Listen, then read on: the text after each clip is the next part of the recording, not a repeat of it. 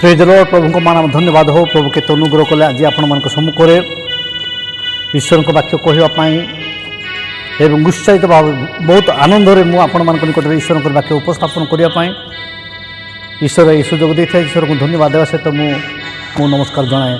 नमस्कार। मु भी जड़े आदिवासी ट्रेनिंग करके आज पर्यंत मुझे कार्य कर आसुच्छी एवं ईश्वर सेवा कार्य अनेक बाधाविघ्न दे गले ईश्वर मत आश्चर्य भाव में सेवक पदरे नियुक्त कर ईश्वर को धन्यवाद। सत्य ईश्वर को प्रकृत जानी लोक क्या से डर ना से जीशु जो शिक्षा देते माथ्यू 5:10 पद लिखाई धार्मिकता निमंते ताड़ना प्राप्त लोक धन्य कारण स्वर्ग राज्य से मानकर। धर्म काम धर्म अर्थ कौन? जो धर्म जी की आमको रक्षा कर जो धर्म की सत्य से शास्त्र को सत्य ज्ञात हो से सत्य तुम मुक्त कर आम सत्य जाना दरकार। से सत्य जानी से कहते जे आम ईश्वर को जानिछु जीवित ईश्वर को जानिछु। यही बाइबल आम लिखाई जे आम के फोटो पूजा करूँ ना से रोकटोक भाव में मना कर देते फोटो पूजा करूँ ना। आदिवासी माने भयालु नुहे।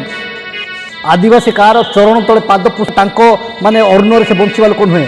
आदिवासी जो कर्म कले लोक मान फैन तले थाई जो फैन भितर बसिकी शोषण कर खाऊँच से कहते नाई मो ये रेट नुहे चिपी चिपी से जदि केजी माने सरकार डिक्लेयर कर माने 100 टंका कहले नाई मो ये कौन एत जीव 50 टंका दियो से शोषण करके आदिवासी मानकर जो चाष जमी संग्रह करके आज बंचुंट अन्य अन्य जाति आदिवासी मान आदिवासी मान को आज शोषण करके मान चलते किंतु आदिवासी केबे निर्भर नुहे।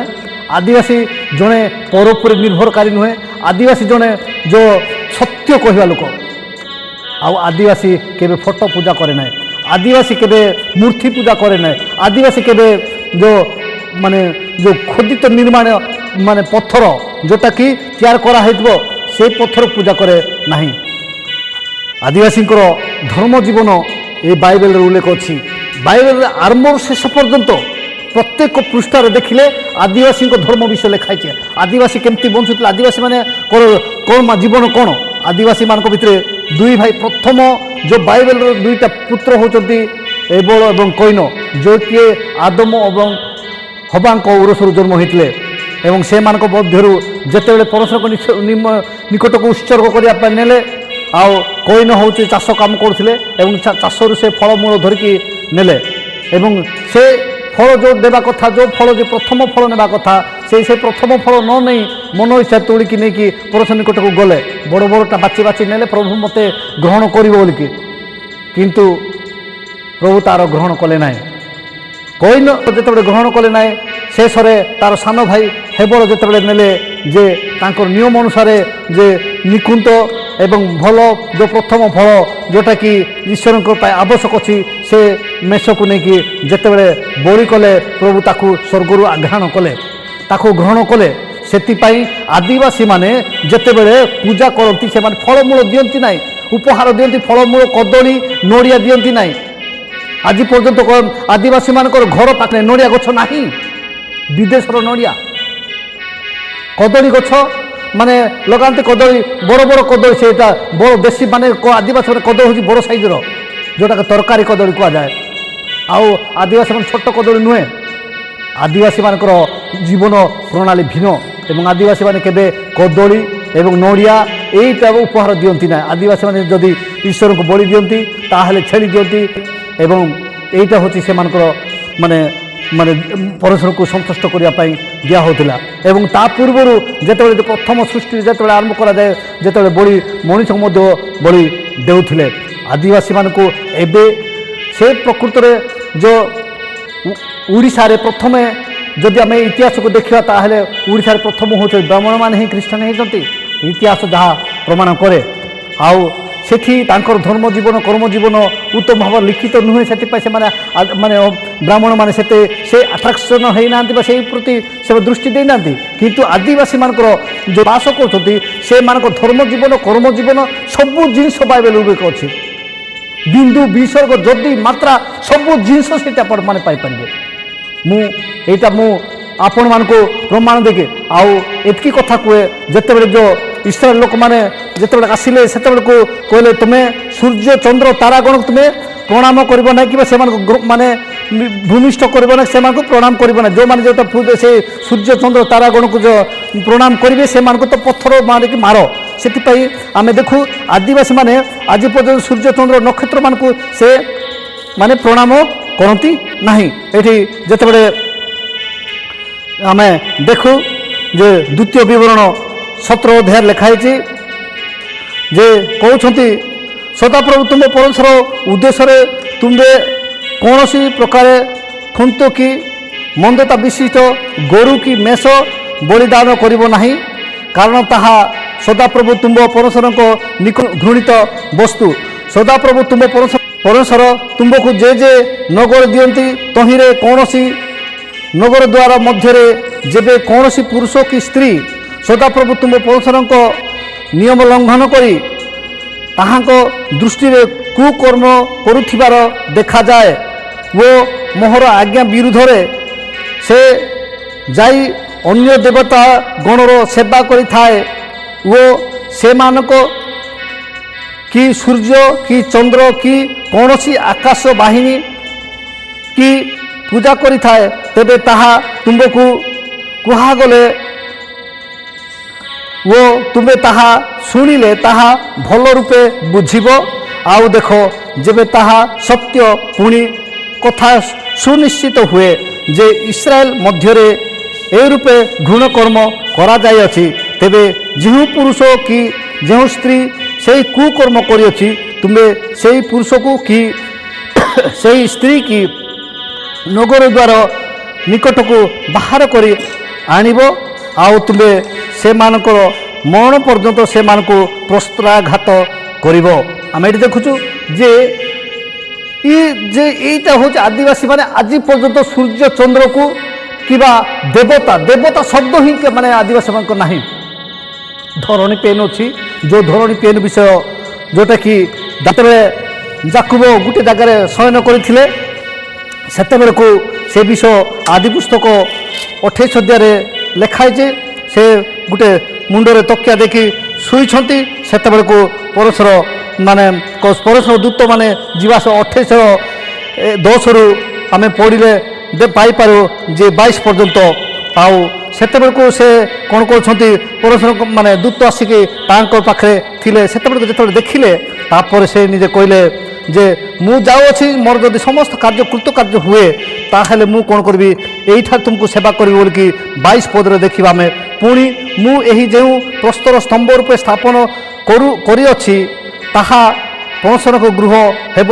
ଆଉ ତୁମେ ମୋତେ ଯାହା ସବୁ ଦେବ ତହିଁର ଦଶମାଂଶ ମୁଁ ତୁମକୁ ଅବଶ୍ୟ ଦେବି। ସେ ପ୍ରତିଜ୍ଞା କରିକି ଯେ ପଥର ଯେଉଁଟାକି ଖୋଦିତ ନୁହେଁ, ଯେ ସେ ନିଜେ ତକିଆ କରିକି ଶୋଇଲା ପଥରକୁ କାଢ଼ିକି ପ୍ରତିଜ୍ଞା କରୁଛନ୍ତି, ପ୍ରଭୁ ମୁଁ ଯାଉଛି, ମୋର ଯଦି ସମସ୍ତ କାର୍ଯ୍ୟ ସକ୍ସେସ୍ ହୁଏ, ମୁଁ ସମସ୍ତ କାର୍ଯ୍ୟ କୃତକାର୍ଯ୍ୟ ହୁଏ, ତାହେଲେ ମୁଁ ଏଠାରେ ସେବା କରିବି। ଠିକ୍ ସେ ପ୍ରକାର ଆମର ଲୋକମାନେ ବର୍ଷକୁ ଥରେ ଯେଉଁ ଏପ୍ରିଲ ମାସରେ ସବୁ ଖାଦ୍ୟ ପଦାର୍ଥ କାନ୍ଦୁଳ ଶେଷ ଫଳ ହେଉଛି ସଂଗ୍ରହ, ଫଳ ହେଉଛି କାନ୍ଦୁଳ। ସେ କାନ୍ଦୁଳ ହେଉଛି 11 ମାସ ବା 12 ମାସ ଚାଷ କରାଯାଏ। 11 ମାସ ତାର ଚାଷର ସମୟ, 11 ମାସ ଚାଷ କଲା ପରେ ତାର ଗଛ ହାଣି ଜାଗା ସେଟିଂ କରିବାଠୁ ଫଳ ହେବା ପର୍ଯ୍ୟନ୍ତ କାନ୍ଦୁଳ ଚାଷ ହେଉଛି 11 ମାସ। ଚାଷ କଲା ପରେ ଶେଷରେ ତାକୁ ଆଦାୟ କରାହେଇଥାଏ ଫେବୃଆରୀ ମାସରେ, ଆଦାୟ କଲା ପରେ ମାର୍ଚ୍ଚ ମାସ କିମ୍ବା ଏପ୍ରିଲ ମାସରେ ବଳି ଦେଉଥିଲେ। ଅର୍ଥାତ୍ ଯୀଶୁଙ୍କୁ ମଧ୍ୟ ସେ ମାର୍ଚ୍ଚ କିମ୍ବା ଏପ୍ରିଲ ମାସରେ କ୍ରୁଶରେ ଚଢ଼ା ଯାଇଥିଲା। ଏବଂ ସେଥିପାଇଁ ଆଉ ଧର୍ମ ହେଉଛି, ଧର୍ମର ଅନ୍ୟ ନାମ ହେଉଛି ଦୟା। ଆଉ ଯେଉଁଠାରେ କି ଦୟା ନାହିଁ ସେଇଟା ଧର୍ମ ନୁହେଁ। ଯେଉଁଠାରେ କି ଲୋକମାନେ ଉପକୃତ ହୁଅନ୍ତି ନାହିଁ, ଆଜି ପର୍ଯ୍ୟନ୍ତ ମୁଁ ଦେଖୁଛି, କିନ୍ତୁ ଯେ କୌଣସି ଲୋକଙ୍କ ନାଁରେ ଆଜି କୌଣସି ମାଛି ମଧ୍ୟ ଉଡ଼ି ନାହିଁ। କିନ୍ତୁ ଯୀଶୁଙ୍କ ନାମରେ ମୁଁ ମୋ ଜୀବନରେ ପ୍ରାୟ 10-12 ଜଣଙ୍କର ଭୂତ ଯେଉଁମାନେ ପ୍ରେତ ଆତ୍ମା ଲାଗିଥିଲା ସେମାନଙ୍କୁ ପ୍ରାର୍ଥନା କରିଦେଇଛି, ସେମାନେ ଭଲ ହୋଇଛନ୍ତି, ମୁଁ ଗ୍ୟାରେଣ୍ଟି ଦେଇକି କହିବି। ଆଉ ସେଟା ପରମେଶ୍ୱରଙ୍କର ବରଦାନ ଯାହାକୁ ଦେଇଛନ୍ତି ପ୍ରଭୁ ତାଙ୍କୁ ଦେଇ ଆଶ୍ଚର୍ଯ୍ୟ କର୍ମ କରନ୍ତି। ଆଜି ମଧ୍ୟ ଏହି ସ୍ଥାନରେ ମୁଁ ଅଛି, ଏଇଠି ମୁଁ ମିଛ କହୁନାହିଁ, ଧର୍ମଶାସ୍ତ୍ର ଧରିକି ଏଇଠି ମଧ୍ୟ ଜଣକୁ ଭୂତ ଲାଗିଥିଲା। ଯେତେବେଳେ ମୋତେ 6 ଥର ମୁଁ ଫୋନ୍ କଲେ, ମୁଁ ଯାଇକି ତାଙ୍କ ପାଇଁ ପ୍ରାର୍ଥନା କଲି, ଆଉ ପ୍ରଭୁ ତାଙ୍କୁ ଆଶ୍ଚର୍ଯ୍ୟ ଭାବରେ ସୁସ୍ଥ କରିଛନ୍ତି। ସେଥିପାଇଁ ସତ୍ୟ ସତ୍ୟ, ଆଉ 10 ଫୁଟ ଭିତରେ କି ନାହିଁ ପୁତିକି ରଖିଲେ ମଧ୍ୟ ସତ୍ୟ ବାହାରିବ।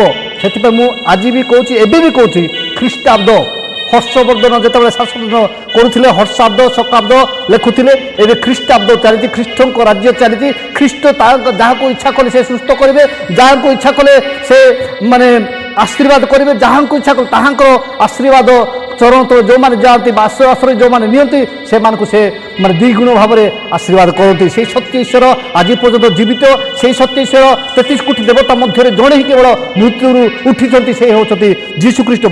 ମର୍ତ୍ତମଣ୍ଡଳରେ ଦେହ ଧରି ଦେବତା ହେଲେ ମରେ କିନ୍ତୁ ଉଠୋଇ ନାହିଁ। କିନ୍ତୁ 33 କୋଟି ଦେବତା ଭିତରେ କୌଣସି ଲୋକ କହିପାରିବେ ନାହିଁ ଆମ ଦେବତା ବା ଆମ ଈଶ୍ୱର ମରିକି ଉଠିଛନ୍ତି ବୋଲିକି। ଆଜି ମୁଁ এই সর্বসম্মুখে বা সমস্ত এই মিডিয়া আগরে বা এইটারে মু কହୁଛି যে ଯୀଶୁଖ୍ରୀଷ୍ଟ ମରିକି ଉଠିଛନ୍ତି। ଆଉ ଯୀଶୁଖ୍ରୀଷ୍ଟଙ୍କୁ ସ୍ମରଣ କରିବା ପାଇଁ, ଯୀଶୁଖ୍ରୀଷ୍ଟକୁ ମନରେ ରଖିବା ପାଇଁ, ଯେଉଁଟାକି ଜିହୁଦୀମାନଙ୍କର ଶନିବାର ବିଶ୍ରାମ ବାର ଥିଲା, କିନ୍ତୁ ସପ୍ତାହର ପ୍ରଥମ ଦିନ ହେଉଛି ରବିବାର। ସେଇଟା କ୍ୟାଲେଣ୍ଡରରେ ଲେଖା ହେଇଛି ଏବଂ ଉପରେ ଲେଖିଲା ପରେ ରଙ୍ଗ ଶିରାରେ ଲେଖା ହେଇଛି। ରଙ୍ଗର ଅର୍ଥ ହେଉଛି କ'ଣ? ସିମ୍ବଲ ହେଉଛି ରେଡ୍ର ସିମ୍ବଲ ହେଉଛି। ଏବେ ଯଦି ରୋଡ଼ରେ ଯାଉଥିବା ତାହେଲେ ସେତେବେଳେ ଯଦି ରେଡ୍ ସିମ୍ବଲ ଦେଖିଲେ ଆମକୁ କ'ଣ କରିବାକୁ ପଡ଼ିବ? ଠିଆ ହେବାକୁ ପଡ଼ିବ।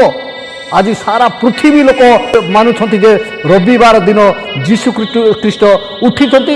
ସେଦିନ ସବୁ ଅଫିସ୍, ସବୁ କାର୍ଯ୍ୟାଳୟ, ସବୁ ଜିନିଷ ଛୁଟି ରହିବ। ଏଇ କୌଣସି ଲୋକ କହିପାରିବେ ନାହିଁ ଆମ ଦେବତା ବା ଆମ ଈଶ୍ୱର ମରିକି ଉଠିଛନ୍ତି ବୋଲିକି। ଆଜି ମୁଁ এই সর্বসম্মুখে বা সমস্ত এই মিডিয়া আগরে বা এইটারে ମୁଁ କହୁଛି যে ଯୀଶୁଖ୍ରୀଷ୍ଟ মরিকি উঠিଛନ୍ତି।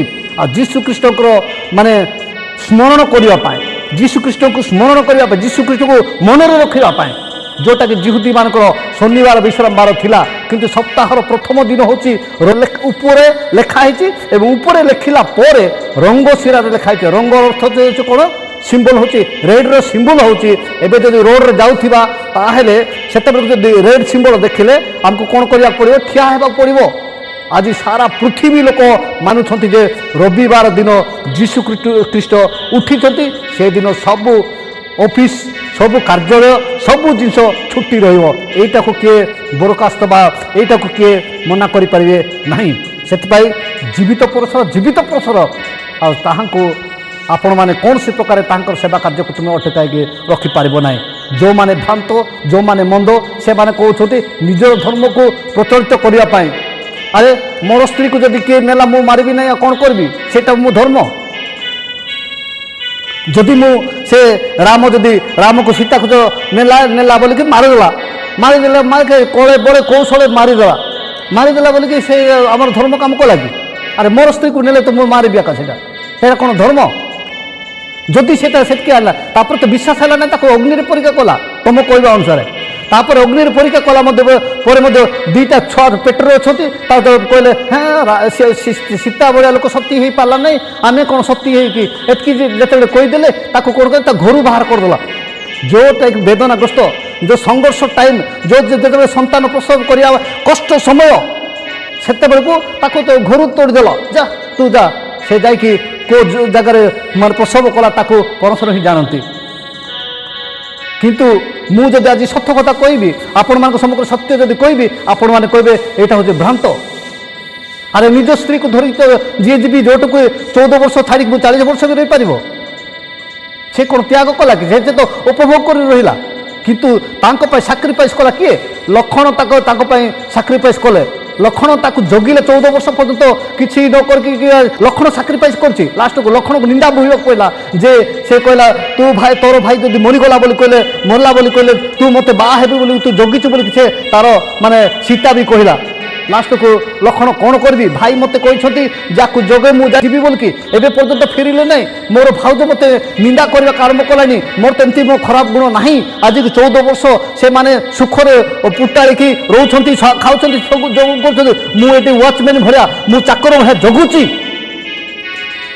କିନ୍ତୁ ଲାଷ୍ଟକୁ ମୋତେ ନିନ୍ଦା ଶୁଣିବାକୁ ପଡ଼ିଲା ବୋଲିକି ସେ ଭାବିଲା ପରେ ଲାଷ୍ଟକୁ ତାହା ବି ହେଉ କିନ୍ତୁ ମୁଁ ଯିବି, କିନ୍ତୁ ଧାରଣ କରିବାକୁ ହେବ, ତାହା ମା ଏବଂ ଭାଇକୁ ବି ଖୋଜିବାକୁ ପଡ଼ିବ।